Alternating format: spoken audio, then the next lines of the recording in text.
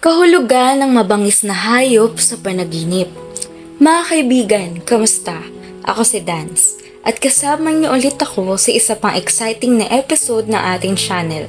Ngayon, masasagot natin ang katanungan ng ating subscriber na si Best Jokes PG3QN tungkol sa kahulugan ng mabangis na hayop sa panaginip.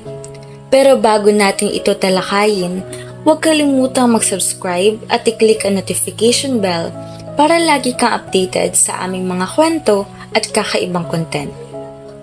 Una sa lahat, tara't alamin muna natin ang kahulugan ng panaginip.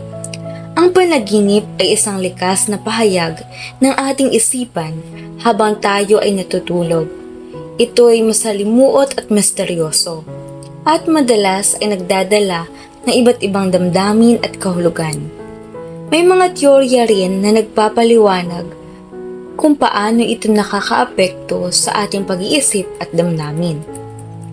Ngayon, pag-usapan natin ng mas detalyado ang kahulugan ng mabangis na hayop sa panaginip.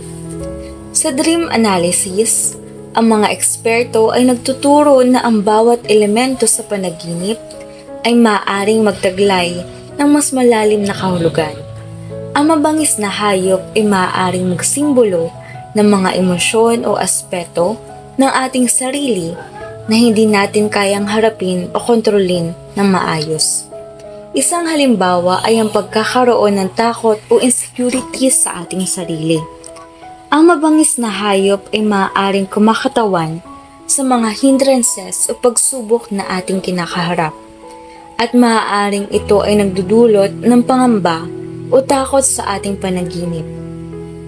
May mga pagkakataon din na ang mabangis na hayop ay nagdadala ng mensahe ng kailangan nating harapin ang mga aspeto ng ating buhay na tila wild o hindi nating kontrolado.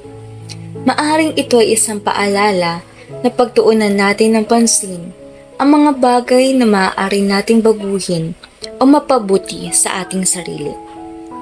Kung ikaw ay nakararanas ng panaginip na may mabangis na hayop, mahalaga na tuklasin mo ang iyong sariling damdamin at emosyon sa oras ng pangyayaring iyon. Ito ay maaaring magsilbing paalala na kailangan nating harapin ang ating mga takot at insecurities upang maging buo at matagumpay sa iba't ibang aspeto ng ating buhay. Isa pang mahalagang hakbang ay ang pag-aaral ng self-awareness. Baka may mga bahagi na iyong sarili na hindi mo pa natutuklasan.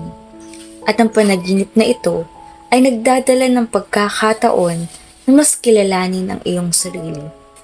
Kung iyong panaginip ay nagdudulot ng labis na pangamba o di ka panipaniwala, maaari mong konsultahin ang mga professional sa larangan ng psychodynamic therapy o dream analysis upang masusing suriin ang iyong mga panaginip at matulungan ka sa iyong personal na pag-unlad.